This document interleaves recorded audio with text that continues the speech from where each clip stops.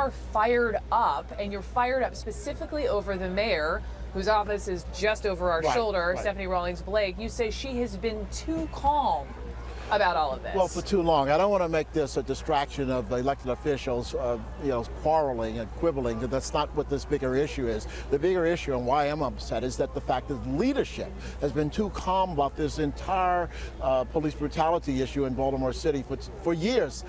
Mr. Gray's death last week is a touchstone. It is a tipping point for those of us in the community here in Baltimore.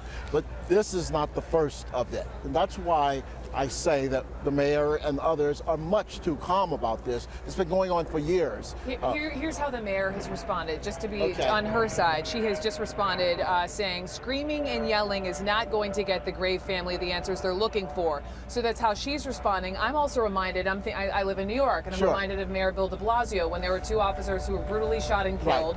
And he, to some, appeared a tad too empathetic to the African-American community and not quite as supportive of officers. Who could forget the pictures of those officers turning their backs on the mayor of the city of New York? And so there are concerns that if she were to be pounding her fists a little louder, that she could be alienating police. No. Most of Baltimore citizens are fine with most of Baltimore City's police. We're not against our police in Baltimore City. We have a decent relationship. What we don't have a tolerance for is the fact that there is more than a handful of really bad cops in this town, and that this is not a new problem. What's new is the technology on cell phone cameras that allow this to be exposed more so than it's ever been.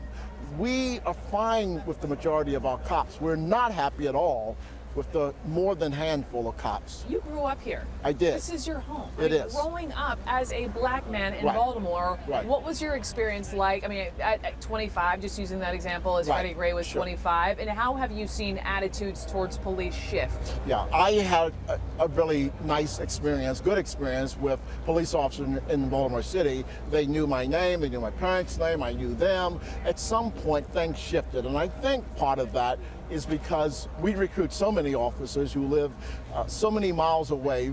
They're not here in the city of Baltimore. No, they're not. Officers commute to Baltimore 1, 2, 3 hours a day. They drive into the city. They come in somewhat as an occupied force, and then they leave. They don't go to church here. They don't shop in the supermarket here. But isn't that on people in Baltimore then to get people who live in the community to come represent and protect, serve and protect their own? Well, I think... And by the way, you're not alone in saying that. I mean, we heard that after what happened in Ferguson, Missouri. A lot of those officers, they're not as emotionally invested in the community.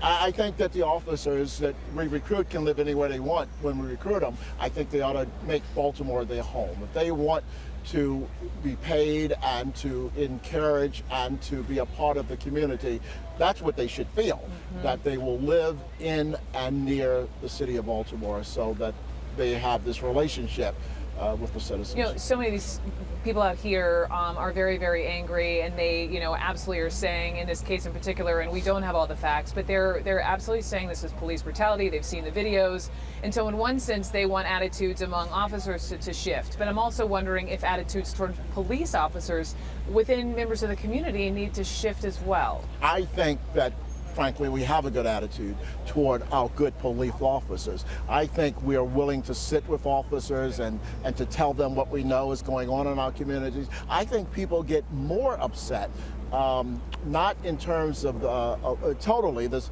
police brutality is huge, but I think good citizens are discouraged when police officers don't take care of the bad elements that are in our community. So many of us think the police aren't policing well in our communities. They sometimes brutalize good people and don't find ways to discourage some of the bad behavior of hoodlums in our neighborhoods.